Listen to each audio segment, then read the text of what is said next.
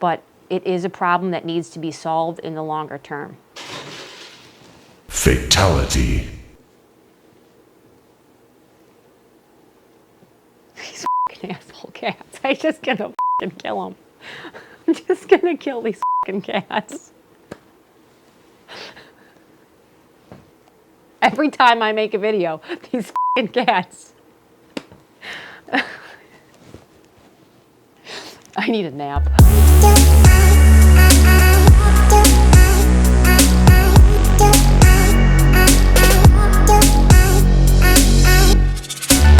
What's up, everybody? My name is Sarah. I hope you are all having a fantastic day, and as always, thank you so much for joining me today on the channel. I appreciate each and every one of you.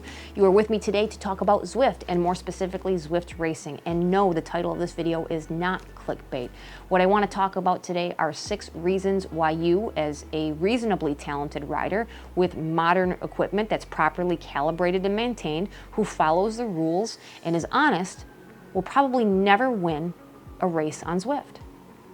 Now, the point of this video is not to discourage you from racing on Zwift, because I think if you get the idea in your head that you can't win a race, you'll think that there's no point in competing.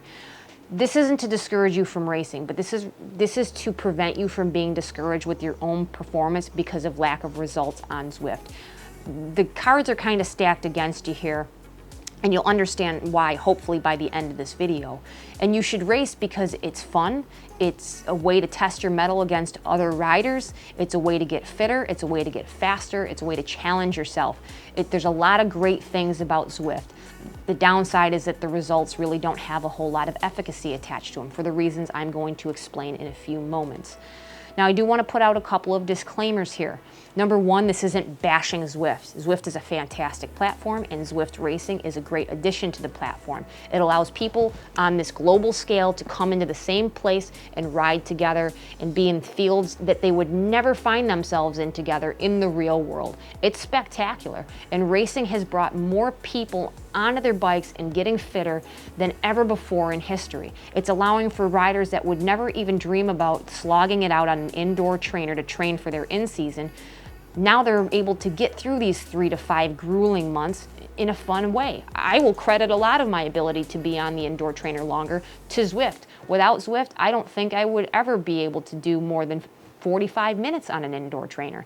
I can now. I can thank Zwift for that, and Zwift racing just adds another element to keep you motivated to keep going with your training. The second thing I want to bring up is that this is not about me personally. This is not about me not having results, so extrapolating that to mean that, well, then nobody would be able to win. This is more based on, objective observations of how the system works and how there could be potential disadvantages for all riders out there. Truth be told, I could give a shit about Zwift racing personally. I don't care how I place on Zwift racing. I barely even do it. I go on there if I want a good workout. I want the impetus to push a little bit higher, get my heart rate higher, push higher levels of power because I'm chasing that carrot in front of me. It's just a different type of challenge for me that I enjoy, that I think is fun every once in a while, but I don't really attach any credibility as a metric for my ability as a rider to Zwift racing, and I recommend that you have the same attitude towards it for the reasons that I am going to present here.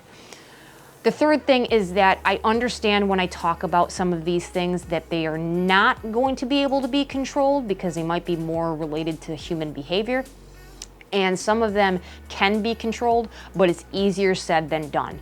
So tasking Zwift with fixing this overnight is absolutely unreasonable. I don't expect that to be done.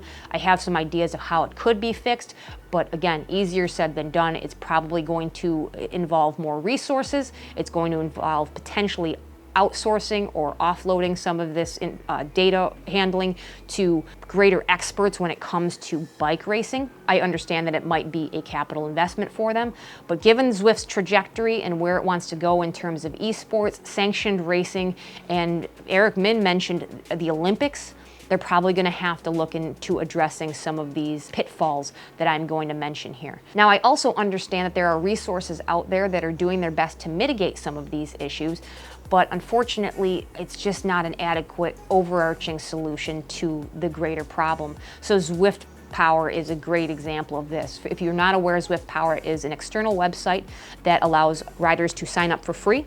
It links their Zwift account with ZwiftPower. It pulls in the data from races for those riders who have given it permission to do so. And it culls that data for any type of discrepancies, any kind of data integrity issues, any kind of unscrupulous behavior, looks for proper categorization, and then it produces more official results that are more accepted by the serious racing community. But there's a couple of problems with that. Number one is that less than 40% of the riders in Zwift racing are on ZwiftPower. There probably are a few reasons for that. They're not aware that it exists.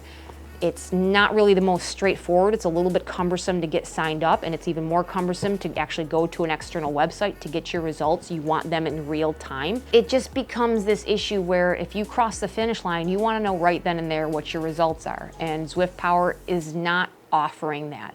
It's offering some more credible results to more serious racers that they will take stock in, but you're also eliminating some probably potentially effective racers because they're just not signed up for this. So it's a good program. It has a decent infrastructure, but I think that that needs to be integrated directly into Zwift to have some efficacy in terms of controlling those results. The other control are certain race series or leagues. KISS Racing League comes to mind. They try to add a few extra measures of control to combat some of these issues, but it does add a big encumbrance to anybody who wants to organize or present a race to try to hold their races to that same standard.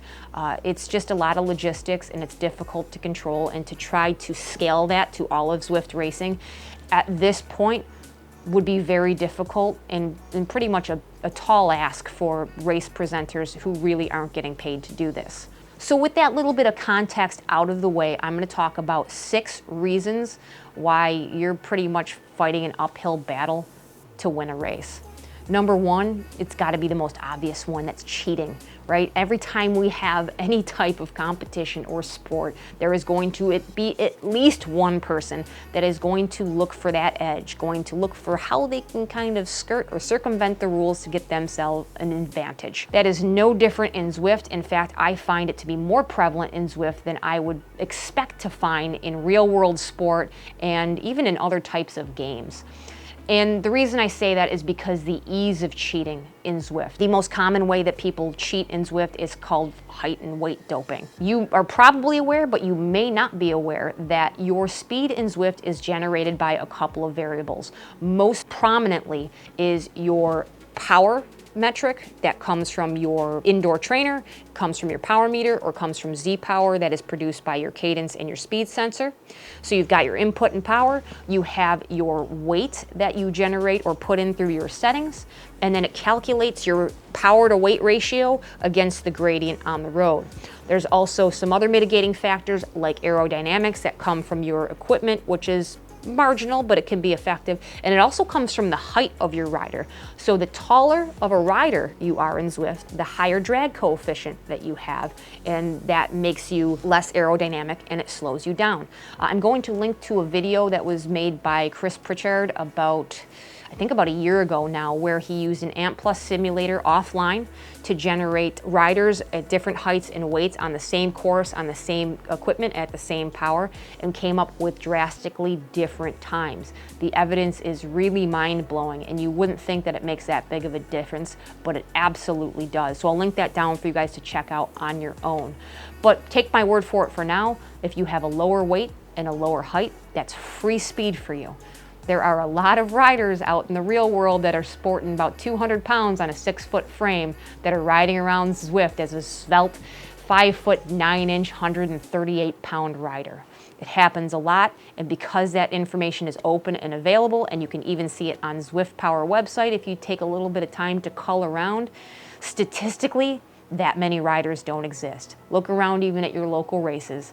That's not the physiology of your average bike rider. The second way that people can cheat is equipment manipulation, and most commonly this happens with people with wheel-on smart trainers.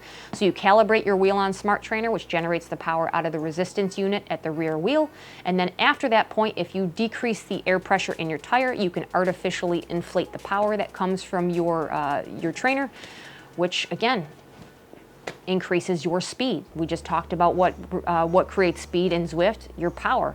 And it's a pretty substantial bump when you increase that or decrease that air pressure. But it could be upwards of 20 to 30 watts. So that's free speed for riders and people who know how to manipulate that part of the system. You're riding against people who are doing that. And the least common, but it's worth mentioning, are people who use Ant Plus simulators that are meant for testing offline, and they bring them online, and they use them in races, and they use controllers to randomize that data enough so that it doesn't flag in the system as a bot, if you will. And they're able to get away with it. They can go through races. I don't know why. It seems unbelievably boring for me to think that somebody's going to sit and watch their avatar loop a course against a bunch of people sweating their asses off on their indoor trainers for a race, but sometimes people do stupid things, so it's out there. So these are just 3 of the many ways that people can cheat on Zwift. The first 2 examples are definitely the most prevalent, and I would venture to guess that in each and every race you do on Zwift, at least one person is employing at least one of these methods to get an unfair advantage on Zwift. Does it guarantee them the win? No, but depending on how far they're actually manipulating these systems, it could definitely affect the race and put them at the front of the field.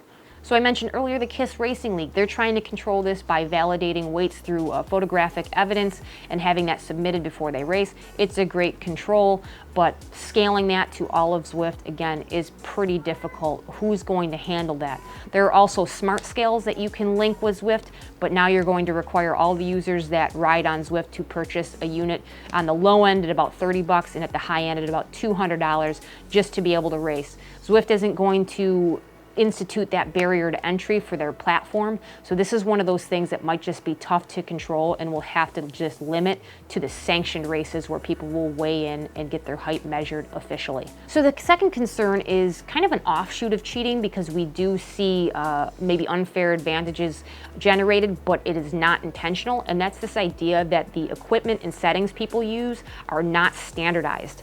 So an example would be somebody who is using ZwiftPower that's not using a power meter or a smart trainer. They're going to use a calculation of power that is known to be inflated about 99% of the time. They don't mean to have unreliable data, but they're pushing a higher power than it would be read from something like a power meter. Now the ZwiftPower results will remove the ZwiftPower athletes from the official standings because we know that this is unreliable power data. But again, when you cross the finish line on a Zwift race, that's when you're looking at the results, and nobody really is going over to ZwiftPower to look at the results. So that person who has this artificially inflated power data could end up at the top of their field because they're pushing additional 30% or more above what their actual power capacity would be.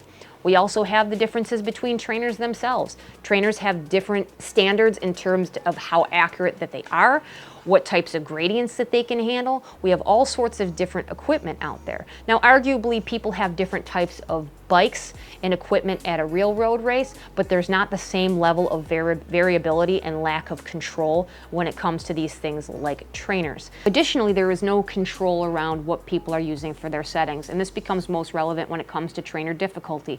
And trainer difficulty settings when it comes to racing is probably the most divisive and misunderstood topic when it comes to putting out power. I did an entire video on this that I'm going to link to somewhere up here because I'm not going to get too in depth with it here. It would take me all day to explain this again, but there is an advantage to running a lower trainer difficulty.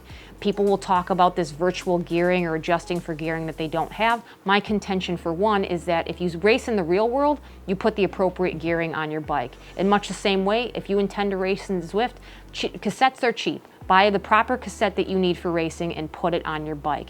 It's that simple in my mind, because you're creating this huge disparity between people's trainer difficulty by letting them self-select, and you're creating advantages. If somebody's riding 0% trainer difficulty and they're allowed to spin up the hill, the same rider puts their trainer difficulty at 0% and spins up a 15% hill the first time.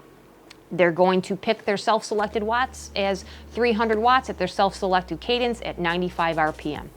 They come back around the loop, they turn that trainer difficulty up all the way to 100, still put up that 300 watts, but this time the inertia forces them at 65 RPM. When do you think they're going to feel fresher at the top of that hill? And then protract that over the course of the race. A person who can self-select a higher cadence relying on aerobic muscle fibers and their cardiovascular system is going to have more freshness and repeatability than a rider that is going to use their anaerobic or fast twitch muscle fibers, burning those matches. They're going to have less freshness and less repeatability. And then it's going to hit that rider again on the backside of the hill. When you run a higher trainer difficulty, you are going to spin out on the descents, whereas a person with their trainer difficulty down or off will be able to continue to apply power, earning them more speed on the descents. So you have a mismatch. Put everybody at the same. I don't care if it's 100%, 25%, 50%, whatever is fair. Have a race organizer say, this is the trainer difficulty setting. It's automatically set through the program, and that's it. Everybody's on the level playing field. That's the only way I can think of to make it fair, because realistically, I don't care how many people out there are going to say watts are watts, watts are watts. Watts are in fact watts, and speed doesn't change, but the way you produce those watts can be drastically different. The third issue you're going to get crossed with is sandbagging. Picking your category on Zwift is all a matter of self-selection, and unlike the real world, you're not really held to task or accountable by being face-to-face with people who are going to judge you for being a dirty sandbagger. Nobody likes this dirty sandbagger. It's like playing poker against your 5-year-old and being happy that you won, but it happens all the time. And when you enter a race, if you were in one of the lower categories, you are going to have sandbaggers in your race. Get used to it, and they're going to eat up the top spots of the race 9 times out of 10. Really, the issue with that is self-selection. The only way you can really combat that is to change the way that we categorize riders. No more self-selection. You're going to have to do rider categorization based on experience, results, and points coming from those results. Very much the same way that you find in sanctioned races on the road. I don't know how that they would program that in. That's obviously a large feat for Zwift, which would have to be offloaded to something like potentially ZwiftPower that has a better infrastructure for that. But it is a problem that needs to be solved in the longer term. So the next thing I'm going to talk about is actually a counterpoint to this sandbagging. I call it the damned if you do, the damned if you don't complex in Zwift racing, because there's a real problem with the way we categorize on Zwift. And it's not only that it's self-selection, but it's because it's based on your FTP in watts per kilogram. And there's a couple issues with that, but the first thing I'll start with is being potentially miscategorized. If you do participate in the ZwiftPower program, you will find yourself disqualified often if you finish well in a race or if you perform well in a race. And I'm going to show you why that is. And this is just to show you how we categorize these different racing categories. The first one is the A group, and that is between 4 and 5 watts per kilogram. So based on your FTP, you'd put yourself in that group, or you'd put yourself in the B group because you fall between 3.2 and 4 watts per kilogram. In the C group, you would place yourself there if you were 2.5 to 3.1 watts per kilogram, and the D group is 1.0 to 2.4 watts per kilogram. Now again, you're self-selecting based on your FTP. And if you didn't notice outright, I'm going to point it out to you, there is no overlap. So you can see that there's a hard stop between categories. A starts at 4.0 and B ends at 4.0. B starts at 3.2 and C ends at 3.1. And D starts at 1.0, ends at 2.4, and category C starts at 2.5. So there's no overlap in those watts per kilogram. Now, in the real world, if you're racing, as you move through and get fitter and a more skilled athlete and racer, there starts to become an overlap. Your high-level 4s are pretty interchangeable with your low-level 3s and so on up the line as you get to those bridge between categories. These categories here don't really allow for that natural overlap to happen. You have a threshold power of 3 watts per kilogram. So you would put yourself in the C category because that's 2.5 to 3.1 watts per kilogram. That's where you belong, right? You do one lap and you're moving fast in the blob and you're pushing yourself really hard to stick with that group. In 20 minutes, you can exceed your threshold. And let's say you end that race at 3.2 watts per kilogram. You pushed really hard. Shit, you could have dangled off the back the entire race, but you held on because you're developing your high-end power and your repeatability at VO2 max, and all the surginess of the race was really hard for you, but you did a good job and you held on with the group. ZwiftPower is going to disqualify you because you are above category limits. Because as a C rider, you came in at 3.2 watts per kilogram instead of 3.1 and under. That means you sandbagged and you should have been in the B results. How demoralizing is that for a rider who actually does go into ZwiftPower and uses those results, and then they get this big honkin' DQ next to their name, even though they barely held on to the C group, but they're being told that they're a B. There's a huge problem with that. And that brings me into the next reason why that could become a problem, and that is the disadvantage on flat courses for smaller riders, and this especially affects women. So there are two elements of power. There is your raw wattage, and there are your watts per kilogram. Now, we look at watts per kilogram as a relative measure of people's kind of ability on the bike on variable terrain. Watts per kilogram is almost the sole determinant of how fast you will go uphill against inertia. However, on the flats, your watts per kilogram is less important than your aerodynamics, your efficiency, and your raw power. So if my FTP was at 4 watts per kilogram, at around 220 watts, and I'm riding on a flat course against a larger guy who's at 300 watts, and let's say that that's 2.5 watts per kilogram for him. We can be riding side by side and he will be going faster. If we are both similarly aerodynamic, he will go faster than I will because he is putting out more raw watts than I am. This is no different in Zwift. In fact, it's exacerbated in Zwift because the draft doesn't act like the draft in the real world. You only get a 25% reduction in required power in the draft in Zwift. It could be far more substantial than that in the real world. So if I ride with a group of guys, they can tug me along, pushing their comfortable 275 to 300 watts, and I can sit there freewheeling or light spinning at 95 watts all day, happy as a clam, going 24 miles an hour with very little effort. I sit in the draft on Zwift. You can have a bunch of guys pushing 2.5 watts per kilogram, and I'm at 3.8, just to hang on in the middle of the group. It's not a fitness problem. I'm plenty strong. I'm putting out a reasonable amount of power for my size, but there's a limitation because my raw wattage is going to be substantially lower than these guys that are running within that category at a lesser degree of effort. In the category I would be in, let's say I was in the A or the B group, they might be pushing what would be expected to be tempo, and I'm pushing just sub-threshold or at threshold. How long do you think I'm going to last like that in a longer race? It could be something that applies to you. You could find yourself as a smaller rider, or as a female rider, that your category based on watts per kilogram is a mismatch to your raw watts, and if you are in a flat race, you pretty much have no chance. And women, if you think about what happens in the real world, because of our disadvantage and our size and our lesser power and our lesser musculature than men, if you are a woman in the real world who races in the men's group, you are, I believe, forced to race in a category below yours numerically.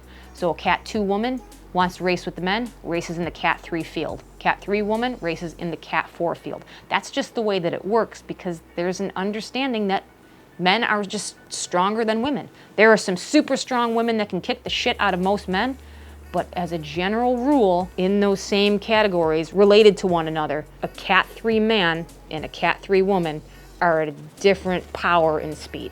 So my contention is that we find a different way, like I said, to categorize. Do it based on experience points, based on results. It would eliminate sandbaggers. It would eliminate being miscategorized in your field and being disqualified because your short burst of 20-minute power exceeded your category limits. And it would eliminate a lot of the disadvantage that could be found in smaller riders. So last thing I'll talk about is mixed categories. In early days in Zwift racing, it was very difficult to get a large enough field size because the entire Zwift community really wasn't that large. That's not so much a problem anymore, but logistically, a lot of the race presenters continue to mix all the categories together and start them all together.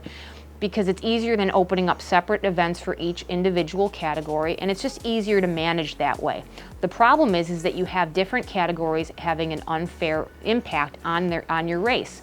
Even if you go ahead and filter the results to look at your rankings against the A's, B's, C's, or D's, all being started and mixed together creates unfair advantages or disadvantages. You start in a big cluster and you get stuck behind a cluster of D's, and you are a B rider, before you know it, somebody's opened up a gap and you can't get around. You have to put out this huge amount of power to get back on the group you're supposed to be in just because of shit positioning, because there's too many riders mixed together. It could ruin your race. It could be really discouraging because you just aren't in the right group. That lower category impacted your race. In the reverse scenario, you can have the A category being in a race and you're in the B's, and they happen to suck up a B rider with them without being seen because everybody's mixed together and it's hard to see who is where until the dust starts to settle. And that person is flying off the front, being sucked along with the A's, and the A's are impacting your B level race or C level race unfairly. Now, the easiest way to do this is just to have individual events and categories running. It's probably going to be almost impossible to go through the events tab and filter through thousands of events if we do this. So my potential solution is just to have all these races, to have an option if people want to go into open category races with all the categories, make those available, but just stagger the starts. So start the A's, 2 minutes later start the B's, 2 minutes later start the C's, and then 2 minutes later start the D's. There's a way to stagger start in the race setup screen. You can start all the categories at different times so that they're not running into each other, not impacting people's races. I think that this should just be a common practice for event creators in Zwift, and you'll probably start seeing that more and more often as these field sizes get larger and it becomes more in demand. So those are 6 of the reasons, and there are more than that if you really start digging into it, that can stand between you and getting a good race result on Zwift. You can't attach too much ego to those results because, as I said in the beginning, and as I've exemplified here, that the cards are kind of stacked against you in a lot of ways. And I think that some of these will start to improve in the future, but really my suggestion is to use Zwift as a measure of your fitness against yourself. How did you perform in this race compared to the last time you raced? How was your profile in this one? Were you improved? Did you have a better 5-minute power? 1-minute power, 5-second power? Was your sprint stronger? Were you able to hold on to the group longer than you typically have been able to? Use it as a measure of your fitness and try to compete against yourself, race over race, rather than compete with the people in the field with you, because realistically, you might not be in a level playing field. So I hope that you found this helpful. I hope this kind of demystifies some of the Zwift racing pitfalls, hang-ups, issues, or what have you, in a way that will give you more confidence as a rider, and get out there and race just to have fun. And if you do finish well in a race, I am extremely happy for you. But if you don't think that it makes you any less of a rider, because trying to ride against cheaters, sandbaggers, and bad categories is a tough nut to crack for anybody. But hit that like button if you like this video, subscribe if you haven't already, and as always, I thank you guys so much for watching. Comments, questions, concerns, experiences in the comments below, and I will catch you in the next one. See ya.